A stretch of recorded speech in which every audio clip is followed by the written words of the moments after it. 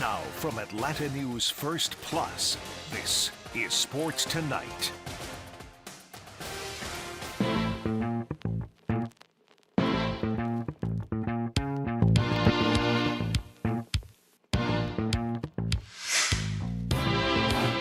Welcome into your Gray Television's Media Day craze. Bailey Burmaster, joined by the sports director of WAFB, Jacques Doucet.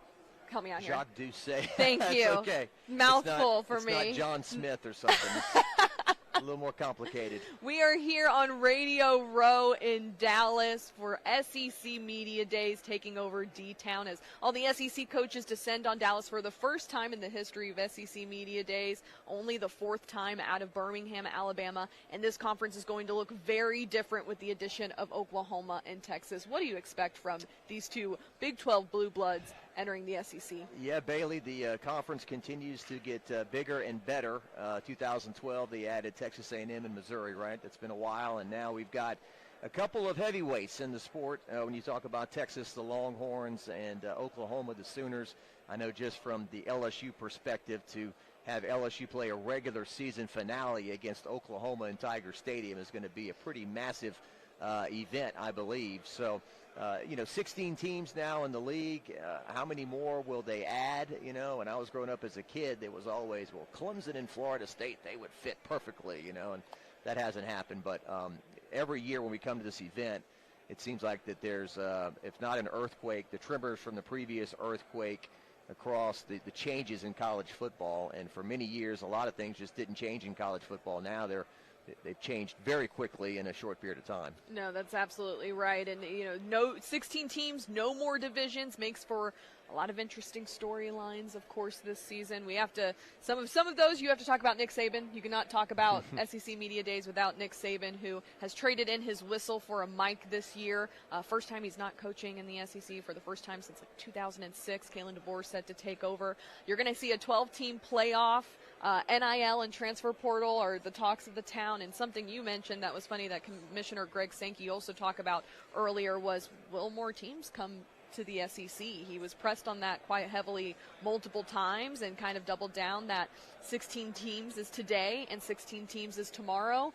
How that remains to be true if the college football landscape continues to move as much as it has, it kind of remains to be seen. But, I think the SEC is something he might be right, as one conference that just remains season after season with its strength of.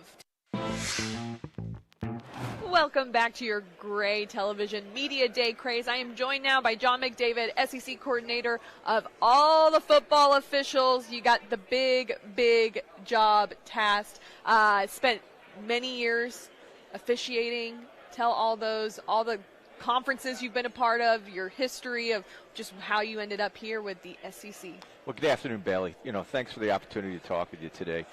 I played college football and through an injury, not in any big football program, but through an injury, my career was over before my junior year even started. And my senior year, I was doing a variety of things on football Saturdays to earn some extra money. And one of those things was a ball boy during the game. And during one of those games my senior year, I said, you know what? When I'm done here and I fly back to Southern California to go start my career, being an official might be a great way to stay close to the game. So that's exactly what I did. I started my officiating in 1989 in San Diego. I was working high school and junior college football out in in California. California doesn't really have a lot of D2, D3 programs. Junior college football is the big thing out there. And then through my job, moved to Washington, D.C. in 1995. Got into Division II there. We used to call it 1AA, now FCS football. I got into the Big East Conference in 2001. And I moved from the Big East over to the SEC. My last year in the field was 2019. And the reason it was my last year in the field after the 2019 season, the position of coordinator for Southeastern Conference football became open. I had some individuals talk to me that maybe I would be interested in doing that because it wasn't obvious to me at first that that's what I wanted to do. And next thing you know, old Jed's a millionaire. Next thing you know, I'm a commissioner. I'm a coordinator of officials for the SEC. Do you miss being on the field at all? I get that question a lot. In fact, I just got we had some good friends from Washington, D.C. that were visiting us just 2 or 3 days ago. No, and it's because I'm still doing something related to football officiating.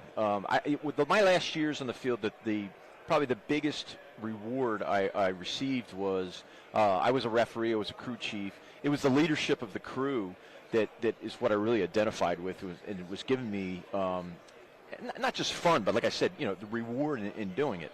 Well, coordinator officials is, guess what? He's this crew chief of many crews, and we have not only SEC football officiating as part of our program, we also have Sun Belt officiating and the Southern Conference officiating. So we'll have next week in Birmingham, Alabama, our preseason clinic, which will be a room of about 270 officials, both on field and replay across those three conferences. Okay. So my question is, in your opinion, what is the hardest part about officiating?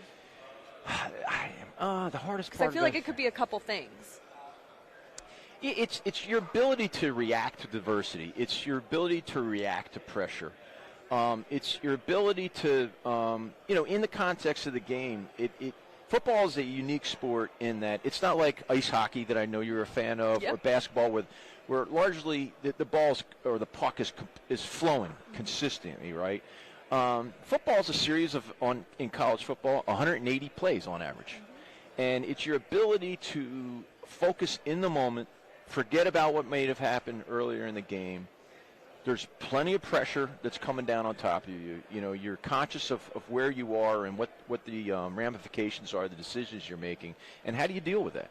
And, we can go look at younger officials, in terms of experience, working a high school varsity game maybe, or working a Division II, Division III game. And you really don't know how they're going to react in front of 80 to 100,000 people until you actually put them in front of 80 to 100,000 people. So I think that would be the most difficult thing. Can you think clearly, not succumb to the pressure, and keep focus? That is the big thing. It's easy to get distracted for 3.5 hours inside those stadiums when these games are going on. Before we talk about the 2024 season, maybe new rules and regulations, what is a day like today for you at SEC Media Days in Dallas? I probably have gotten the question a couple of times. I see people that I know go say hello, and then they say, how are things going? And my response is, if things aren't going well during Media Days in July, things are really, really, really broken. That's the truth, isn't it? So it's first and foremost a reminder that football season is just around the corner, right? It's certainly it's now. It used to be my advocation, the fishing. It's now my vocation, right? It's what I do for a living, but it's also something that's brought joy to not just me, my entire family. I have children that all went to big football schools. I have a wife that loves the game just as much as I do. On football Saturdays, I will go to the SEC office into our video center to watch all the games, and my wife will stay home and have 2 TVs up in the family room watching games all day long. So it's also a chance to see a lot of people that are, peers and partners, that you haven't seen in a while. And particularly if you're talking about individuals that are related to the schools, to the teams, instead of having a conversation in the crucible of a Saturday inside the fall, you get to have a conversation with them in the off season and catch up with them about their families or whatever the case may be. What is the prep process like for officials during this time as we gear up? I mean, football season's here in a short few weeks. It's really transformed over, let's say, the last 2 decades. When I was still in the field earlier in my FBS career, there was a pronounced period of time where you took off. Let's say it was January to April. Maybe you were working some spring scrimmages in April, but you largely took that period of time off. Now it's almost around the calendar. So what are the things they're prepping? They're looking at game film to sharpen the judgment, the framework of judgment they use on what is or isn't a foul.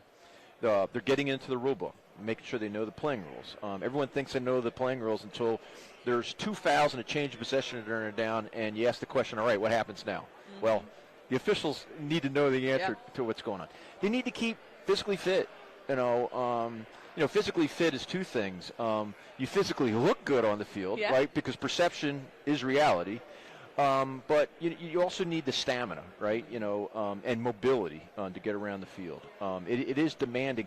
We don't necessarily move as much as, let's say, a basketball official or a soccer official, but we are on the field for 3.5 hours. And particularly in the month of September in the South, it's quite hot. So those are the 3 things that you're doing quite a bit to get ready for when we welcome them all in Birmingham next week. you talk about watching plays, what's a foul, what's not a foul.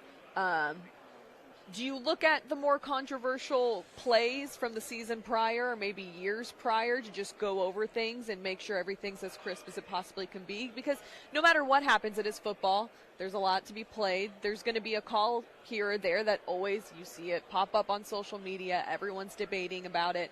Do you guys sit down and look at those pretty analytically? Yeah, we would not shy away from looking at a controversial play if there's a learning moment in there, right? I'll tweak your question a little bit. Yeah, go for it. What we try to stay away from is, let's say there's a controversial play, but when you look at the 4 or 5 camera angles that are available, it's what we call a tweener. Mm-hmm. Maybe it's a foul, maybe it's not. Or let's go get 50 officials, have them look at it, and if you come up with 30-20 or 25-25, that's not a good piece of material for training and development purposes, because there's not a black and white judgment or lesson that can be taught for that particular play. So we'll stay away from that one. But if we kick a play, it's a low light, right? It's controversial, but there's something to be learned from it. Absolutely, we'll use it. I officiate lacrosse as well, believe it or not, and I'm still doing that. Men's? Men's lacrosse. I started doing high school. The local lacrosse officials in the Washington, D.C. area realized what I did in the falls, and they tried to get me to come out. Okay. They roped you in. And when my youngest finally graduated from high school, I actually started doing it, 2019. And, I still get what I'm doing there, right? But I'm sorry, I forgot the question that you asked me. No, we were just talking about looking at things analytically and whatnot. Yeah, it's in football. I lost my train of thought. I'm absolutely You're sorry. good. I was talking about we wanted to make sure there's a learning moment in a particular play. We want to stay away from things where it's not black and white. We talk about that all the time. If I'm doing my job as a coordinator real well, if I'm doing a good job next week for the material that we put together, I put things up there that make it as black and white as possible on what we want as a foul and what we don't as a foul. Now, that being said, I can't get rid of all the gray. Yeah. Right? There's gray in every aspect of life. It's pass interference is a great example. We're no longer saying contact between offensive player and defensive player is a foul, right? Yep. It's got to be material restriction, right? And what's material restriction? You can get into gray pretty darn quickly there. Well, so I want you to break down a little bit for fans this season any new rules or regulations that they should be aware of for 2024. But I want to get to the one I'm most interested in, and then I'll let you kind of take the reins on anything else. Is that a penalty? She's giving the horns down signal. I believe it or not, I was asked this question probably 10 times last year. Because it's a big, okay, so full disclosure, we have not talked about this. I'm a Big 12 girl. I played soccer at Oklahoma State. I love a horns down. So it would fall under, if it is a foul, it would fall under the part of the rule book that talks about unsportsmanlike conduct. Okay. And what I ask my officials to do when evaluating a potential unsportsmanlike conduct, they need to make sure they can get it into one of 3 buckets. Okay. Is it taunting? Is it making a travesty of the game? Okay. Or is it otherwise a compromise on our ability to manage the game, right? So a horns down signal, if it's observed by one of our officials, it's going to be situationally or contextually evaluated, and it's got to be in one of those 3 buckets.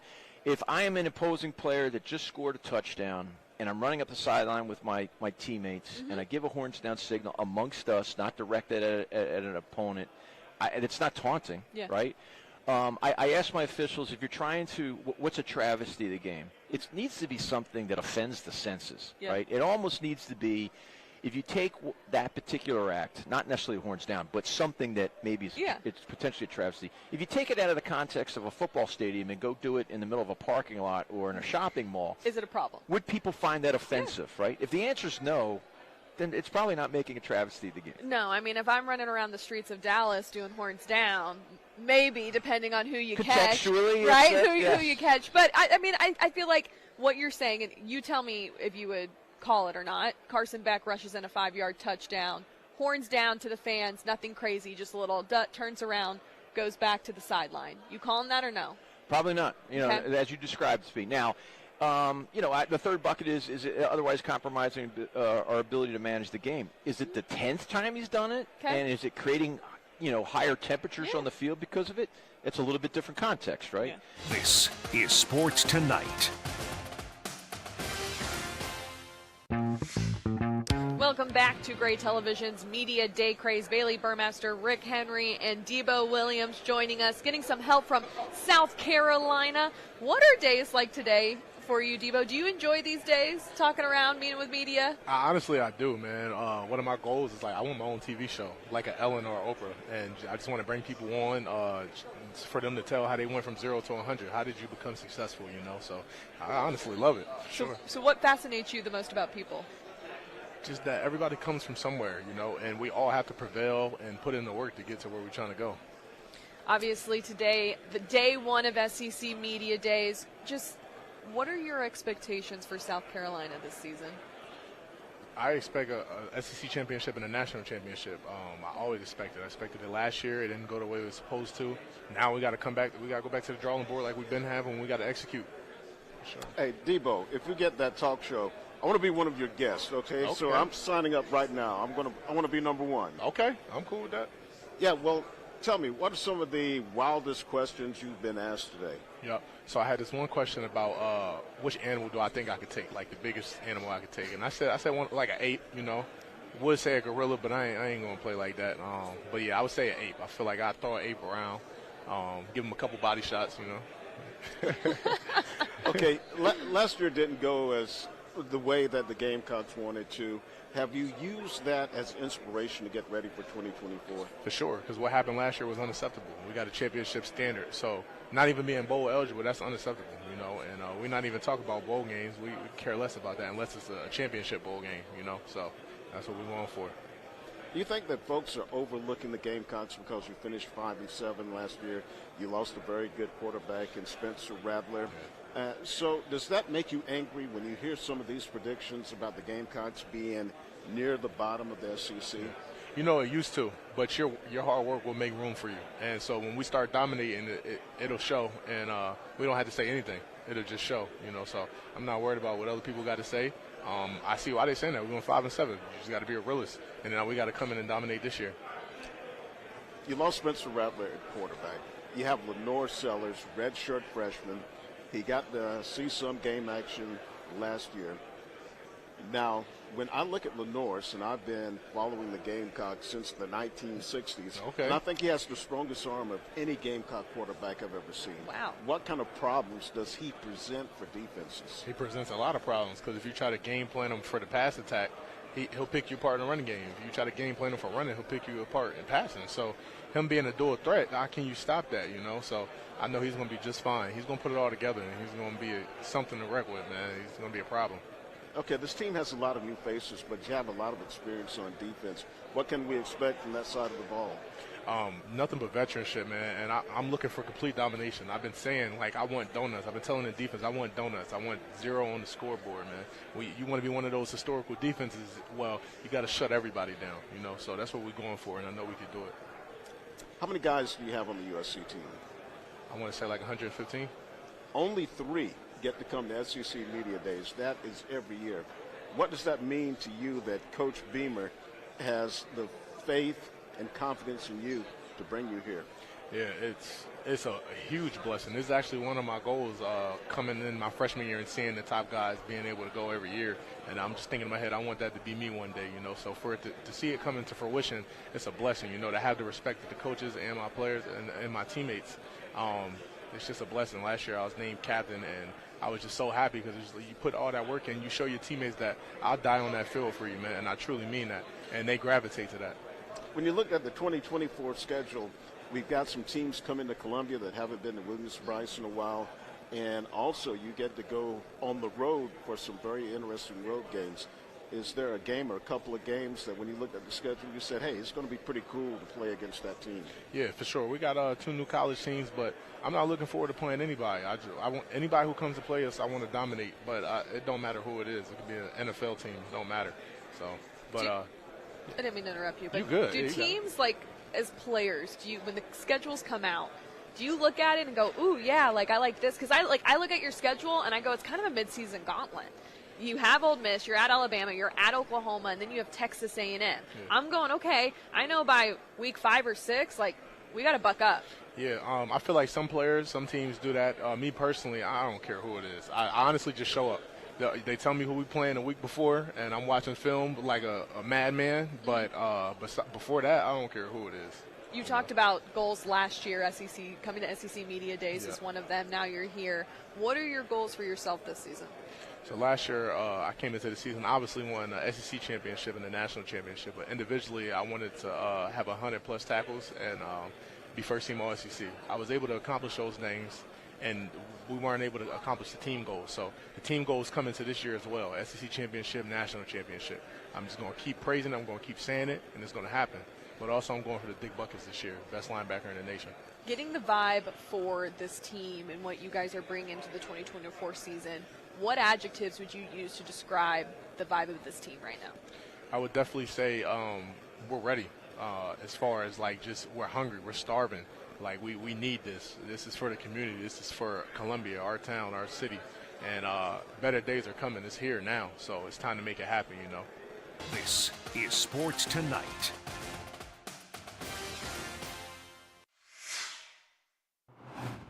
Welcome back to Gray Television's Media Day Craze. Bailey Burmaster, Rick Henry, and Doc Holliday join me now. We're going to ride you out here all the way to the end of this stream, and we're going to talk about everything SEC. Let's start with the new look of this conference. Obviously, the Blue Bloods from the Big 12, Oklahoma, Texas join. What do you make of the SEC now that there are no more divisions and you have teams that are powerhouses like Oklahoma and Texas joining? Well, like I tell people, with Oklahoma and Texas coming in, there's no doubt the SEC is the strongest, baddest conference in the land. And I was talking to someone yesterday who covers Texas. You know, he says the fans, they're all excited. I said the best advice I can give you is bring it every week. Because if you don't bring your A game in this conference, you're going to get beat. Yep. And I'm looking forward to it because every week you're going to have blockbuster matchups. Yeah. And that same thing I said, you got a big boy conference. SEC was already a big boy conference. Then you add 2 more programs, Texas and Oklahoma. They've been big boys for a long time. So now you can't take any weeks off in the SEC. You really couldn't take any off anyway. But now you got Texas and Oklahoma coming in, and now no division. So it's the top 2 teams make it to the SEC championship game. So, hey, what can you say about that, man? You got to be on your P's and Q's from day one. So maybe I'll be the negative Nancy of the group because I'm a Big 12 baby. Played soccer at Oklahoma State, okay? So I'm familiar with OU and Texas. And every year, and you probably know this paying attention to football, every year it's like, Texas is back. They're going to make a splash, and then they don't. Now, last year was an exception. I think we would all agree, right? And OU has always been the dominant powerhouse of the Big 12. But it's different. Things are different. Brent Venables still kind of getting his footing a little bit with OU. Texas, Steve Sarkisian has really right the ship. Quinn Ewers really helping everything there. But do you think both of those programs are able to find success in this first year in the SEC? Or do we think there's going to be a little bit of growing pains? Well, it depends. What will you define as success in the SEC for those 2 teams? Is success contending for the conference championship, making the playoffs, or maybe, having to settle for maybe 8-4, 9-3 in the regular season? So I think success for them would be competitive. Don't come in here and you have some games where, it's a 30 or 40-point loss. You don't want that. You want to be competitive and be able to put a scare, hold your own against teams, like Georgia, Alabama, Ole Miss.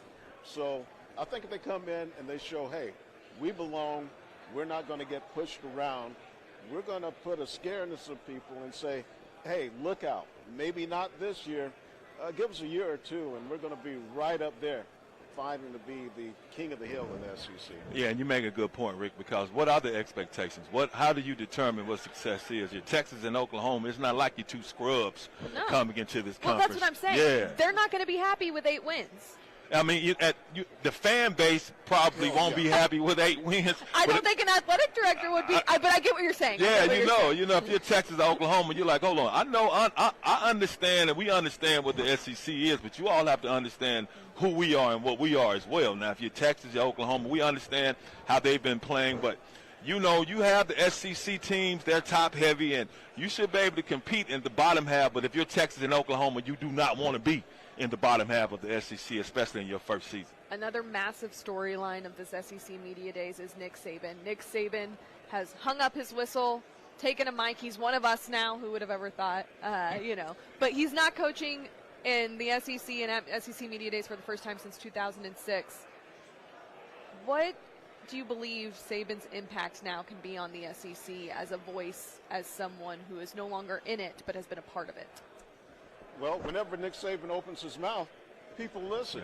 Yeah. They pay attention. So whatever causes that he wants to put out there and support or not support, people are going to pay attention. But given his longtime history in the SEC, he's going to support things that are going to be in the best interest of the SEC, not necessarily the rest of college football. So I think it'll be kind of interesting to see just what he hangs his hat on. Yeah, just how much he's out there and how active he is. So he's the godfather. He's the godfather of Alabama football. He's the godfather of SEC. Once Nick Saban opens his mouth, everyone listens. So he probably, might need to sign a contract with the SEC to be their PR person because he's on ESPN. And he's going to speak everything good, SEC, everything good, Alabama. But he deserves the right to, when he opens his mouth and he talks, you all listen to what he has to say. When I heard him say they asked him for a credential earlier today, that was hard for me to believe, man. It's hard for me to believe they asked. No. Come on, Nick Saban. That was a bad joke. Yeah, okay. Yeah, it had to be. It had to be a bad joke because I think anyone that sees Saban, yes, sir, wherever you want, you just go. You just go wherever you want. But it's funny because you said hang his hat on stuff. And when he talks, people are going to listen. I think a lot of it is going to be the discussion around recruiting calendar and NIL and how that's been affecting the game. It's still very early in this process, but what do you make of the state of college football now with players being able to capitalize on this stuff? Well, I think it's long overdue. I thought it was just a sin when you look at how much money college football brings in, not only for the schools and the coaches with their high salaries, but the whole economy of the towns. I know like in Columbia, South Carolina, when the Gamecocks are playing, hotels are full, gas stations, restaurants, malls.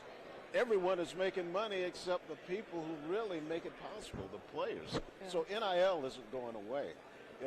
Of course, there need to be some modifications because, some people are, anytime big money is involved, some people will try to bend the rules a little bit. So you have to have some well-defined rules that everyone is going to be playing by those same rules.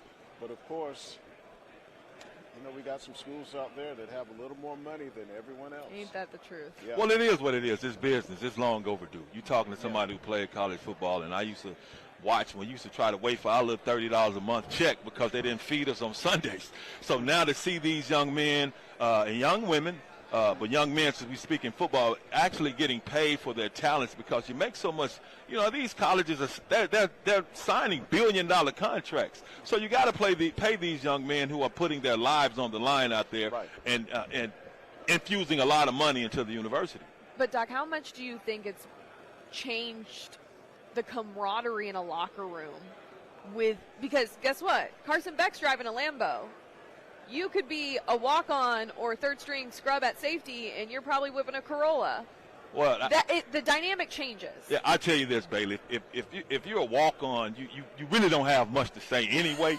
That's just me. I was a walk-on, and I was full ride by my senior year. So watch your mouth. No. I have a lot of respect for walk-on football players because I used to look at them and be like, "Yeah, you all doing two-a-days just like us."